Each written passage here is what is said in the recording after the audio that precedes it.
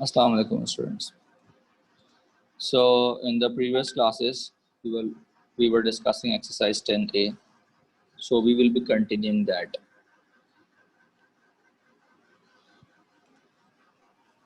So we have question number 16. The figure is like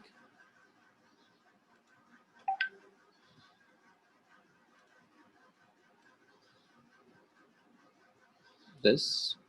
We have a circle.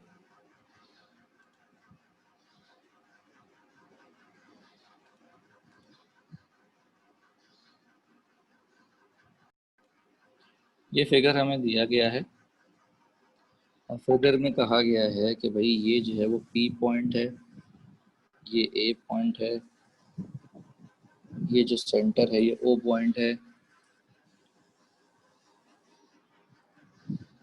और इस तरीके से मौजूद है और यहाँ पर हमें दिया गया है 90 डिग्री। ये जो है वो B दिया गया है और ये एंगल हमें दिया गया है, ये हमें दिया गया है 14 सेंटीमीटर, ये हमें दिया गया है 7.5 सेंटीमीटर। अब वो कह रहे हैं कि हमें एंगल POA निकालना है। फर्स्ट पार्ट में हमें एंगल POA निकालना है।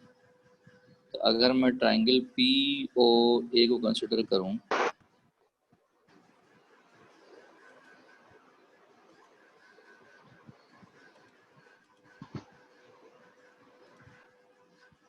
तो ट्राइंगल POA की अगर मैं बात करूं तो एंगल के जो ऑपोजिट है उसको हम कहते हैं परपेंडिकुलर। तो परपेंडिकुलर हमें 7.5 सेंटीमीटर दिया गया है और एंगल के साथ जो साथ में होता है उसको एडजेसेंट कहते हैं। तो एडजेसेंट हमारे पास 14 सेंटीमीटर होगा जिसको हम बेस भी कहते हैं। ठीक है जनाब, परपेंडिकुलर और बेस की बात हो रही है तो वी विल यूज 10। तो जनाब यहाँ पर अगर मैं tan को यूज करूँगा तो tan एंगल POA जो है वो ऑपोजिट अपॉन एडजेसेंट के बराबर होगा।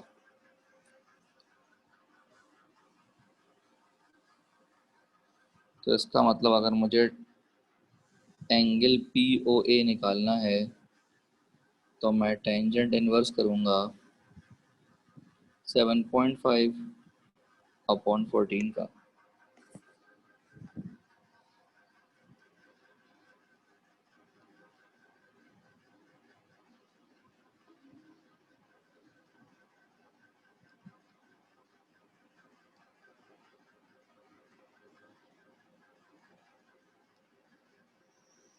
जनाब ये आएगा 28.1 और अगर 1 सेकंड फिगर तक लिखें तो 28.2 डिग्री आएगा। क्लियर है जनाब ये सवाल। नेक्स्ट पार्ट में हमसे कह रहे हैं कि पेरीमीटर निकालना है आपको।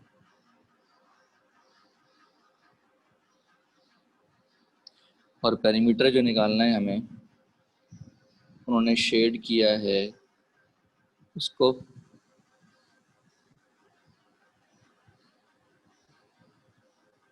इसको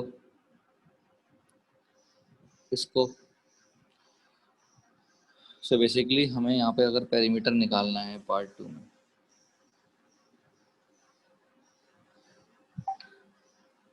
तो हमें क्या क्या चाहिए। हमें चाहिए मेजर का आर्क AB, माइनर तो अंदर वाली है, हमें चाहिए मेजर।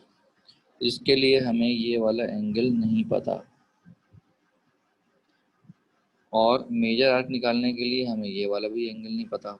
तो अगर माइनर एंगल निकल आए तो मेजर एंगल ऑटोमेटिक निकल आएगा। और इसी तरीके से हमारे पास PB की लेंथ भी नहीं है। तो मैं मेजर आर्क को कह सकता हूँ कि मेजर आर्क AB, पेरीमीटर को sorry, major arc AB plus PA plus P B. तो अब मेजर आर्क की बात करूं अगर मैं, तो मुझे एंगल चाहिए। तो सबसे पहले मैं निकालूंगा एंगल पी ओ ए।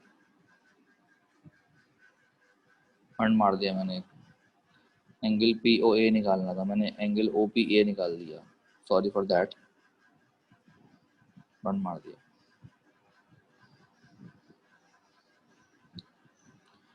ट्राइंगल पी ओ ए में मेरे पास एंगल ट्राइंगल के जो ऑपोजिट है वो है हमारे पास परपेंडिकुलर, और वो है 14 सेंटीमीटर, और जो बेस है एडजेसेंट वो है 7.5 सेंटीमीटर। तो मैं यूज़ करूँगा tan angle P O A is equals to 14/75।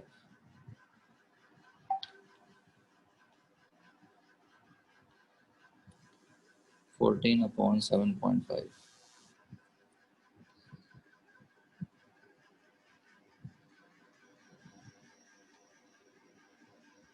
ये आएगा 61.82 डिग्री। तो जनाब हमारे पास जो मेजर आर्क है उसके लिए जो एंगल बनेगा वो अब कितना बन जाएगा, ऑब्वियस सी बात है 360 में से माइनस करके आ जाएगा। तो ये वाला जो एंगल है ये बन जाएगा 360 डिग्री माइनस 61.82, क्योंकि टोटल एंगल सर्कल का होता है 360 डिग्री। जनाब ये आएगा 298.17। तो जनाब मेजर आर्क के लिए एंगल जो चाहिए था वो तो हमारे पास आ गया। अब मसला ये है कि पी ए तो वैल्यू है हमारे पास, लेकिन पी बी की वैल्यू नहीं है। तो मैं पी बी को लिख सकता हूँ P O minus O B. जैसा कि हमें पता है कि रेडियस 7.5 है तो ये भी 7.5 होगा। तो अब मुझे पी ओ की वैल्यू चाहिए, तो मैं कर सकता हूँ यूजिंग पाइथागोरस थ्योरम, बेस का स्क्वायर प्लस परपेंडिकुलर का square is equals to hypotenuse का स्क्वायर। तो जनाब पी ओ का स्क्वायर, सॉरी बेस है मेरे पास ओ ए का स्क्वायर प्लस पी ए का square is equals to P O का स्क्वायर। तो जनाब ये हो गया 7.5 का स्क्वायर, ये हो गया 14 का स्क्वायर। तो जनाब यहाँ से अगर मैं सॉल्विंग करके पी ओ निकाल लूँ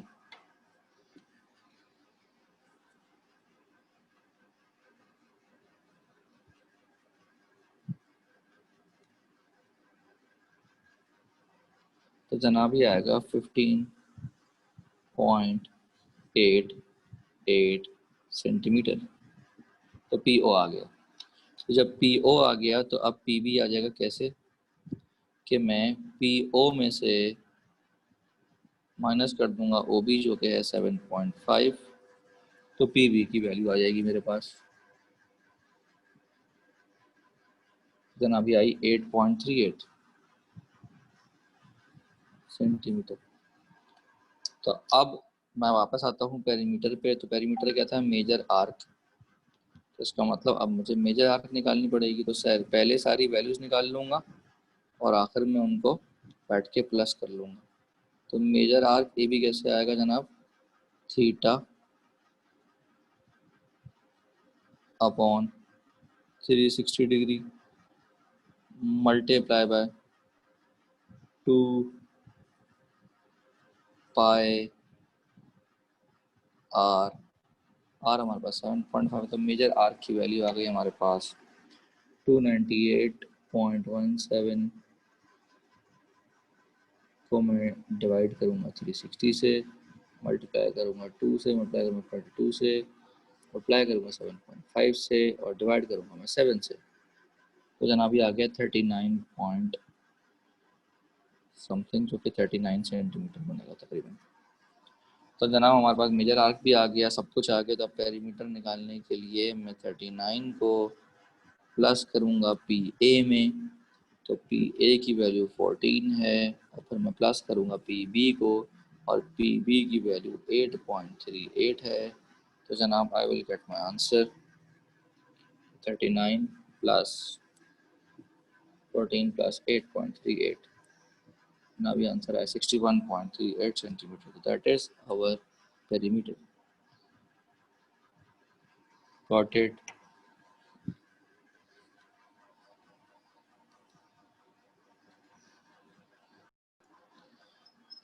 और अगर हमसे मांगा जाएगा जनाब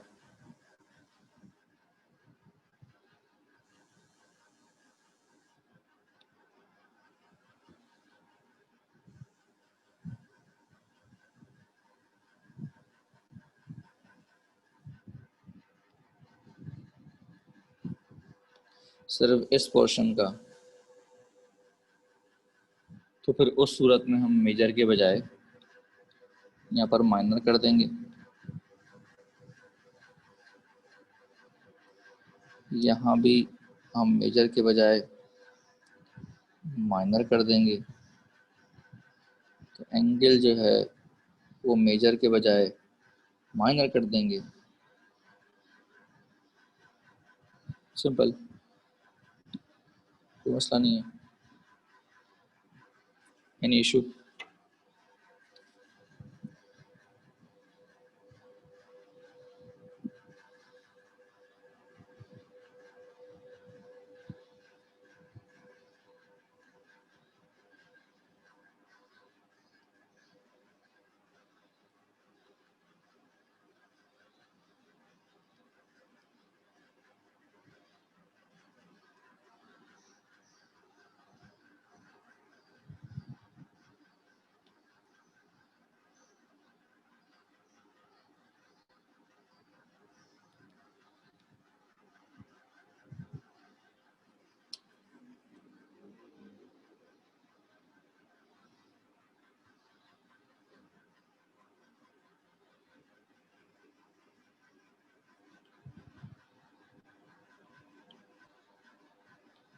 नहीं, उससे क्या होगा ज़ायद?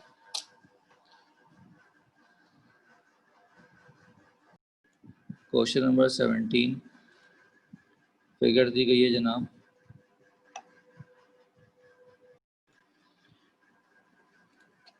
हमें फिगर में कहा जा रहा है कि this is R point, O is the centre, this is P, this is Q,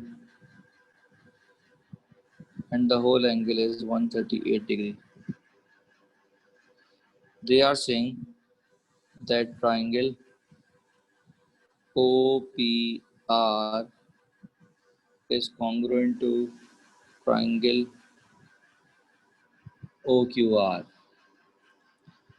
and they have given that these two angles are 90 degree.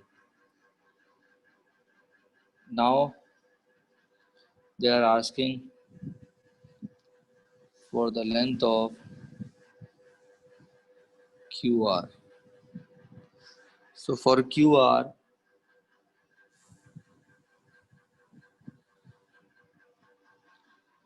we must be considering triangle OQR. अब देखें, अगर ये कॉन्ग्रुएंट ट्राइंगल्स हैं तो ये वाला angle और ये वाला एंगल आपस में बराबर होगा।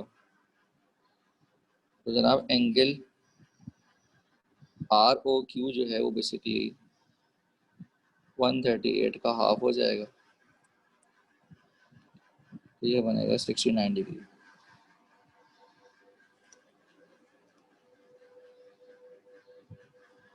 ये बात समझ में आ गई। यहाँ पर हमारे पास जो एडजेसेंट है, इसको हम बेस भी कहते हैं, वो ओ क्यू है और वो 26 सेंटीमीटर है। और ऑपोजिट जो है वो एंगल के वो परपेंडिकुलर कहलाता है, और बेसिकली वो क्यू आर है, जो कि मुझे अननोन है। तो एडजेसेंट और ऑपोजिट की बात हो रही है, तो हम tan का इस्तेमाल करेंगे।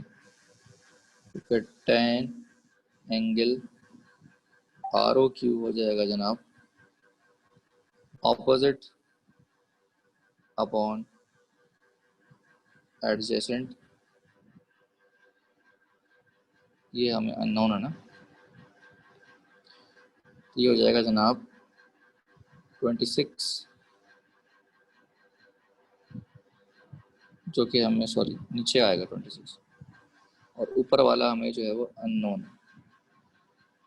हम लिखेंगे tan एंगल है 69 डिग्री।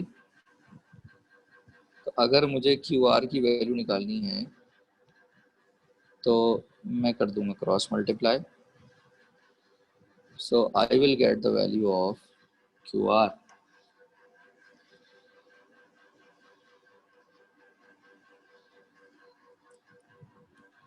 जो कि आएगी 67.73 डिग्री, ओ 67.73 सेंटीमीटर।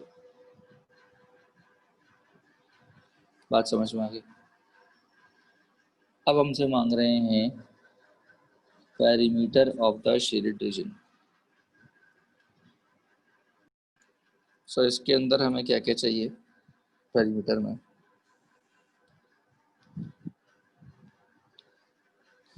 हमें चाहिए जनाब RPQ plus PR plus QR। तो पहले अगर हम निकालें RPQ तो वो हो जाएगी जनाब theta upon 360 degree multiply by 2 pi R।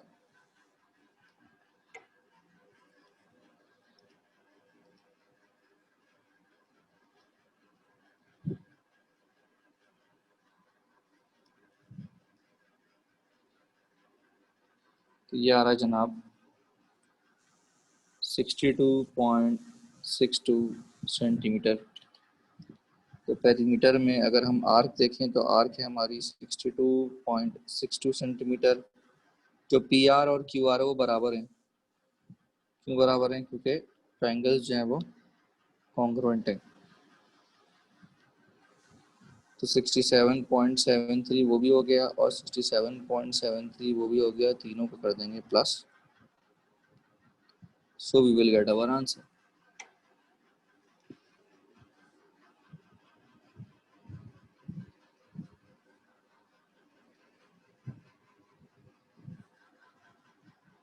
So that will become 198 centimeter around.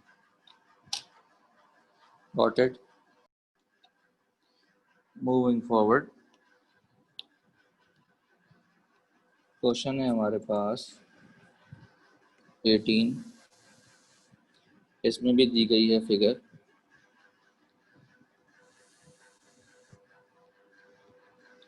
जनाब इसमें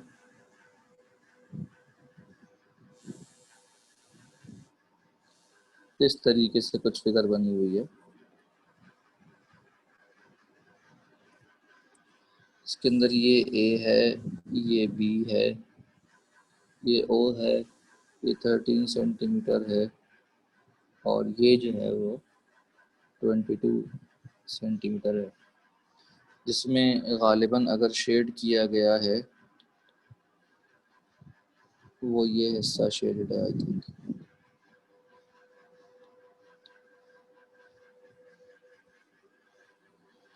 अब हमें पहले पार्ट में ना शो करना है कि angle AOB is basically 115.6 degree. So they are asking about this angle. So considering it a triangle, we know that it is a sector. So it should also be 13 centimeter because these two are radii. So if the sides are equal, their angles must also be equal. So we can say that angle A plus angle B plus angle O, लेकिन उसके लिए मसला एक angle भी हमें नहीं पता, तो हम यहाँ यूज़ करेंगे cos एंगल AOB। तो जनाब जो ऑपोजिट साइड होती है वो माइनस में रखी जाती है। कोसाइन लॉ का फॉर्मूला है कि आप जो इसकी लेग्स हैं उनके स्क्वायर करेंगे, तो इस एंगल की जो लेग्स हैं वो OA हैं और OB हैं, माइनस करेंगे ऑपोजिट का square upon twice of legs. तो जनाब ये हमारे पास कोसाइन लॉ है जो कि पहले आप पढ़ चुके हैं। ये हो जाएगा 13 का स्क्वायर प्लस 13 का स्क्वायर माइनस 22 का square divide by 2 into 13 into 13। Solve कर लेते हैं इसको।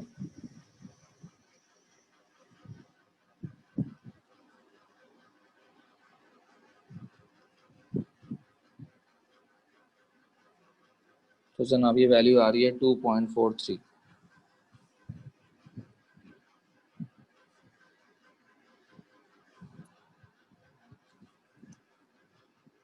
कुछ गलती की है मैंने, सॉरी। वही क्यों,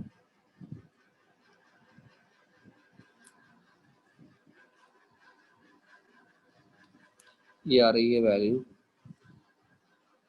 -73/169। पॉइंट्स में लिखना चाहें पॉइंट्स में लिख लें, हम इसको -0.43 भी लिख सकते हैं।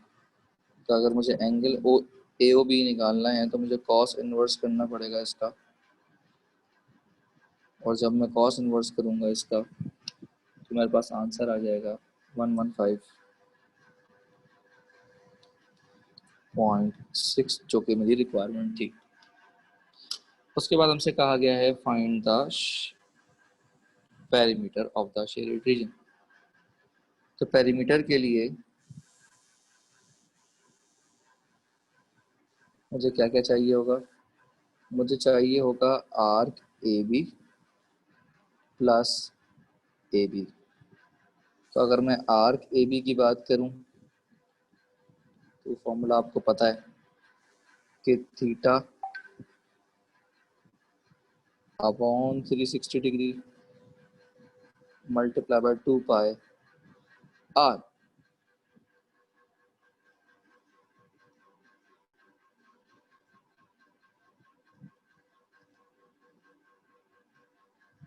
तो जनाब ये हो गया 26.23 सेंटीमीटर।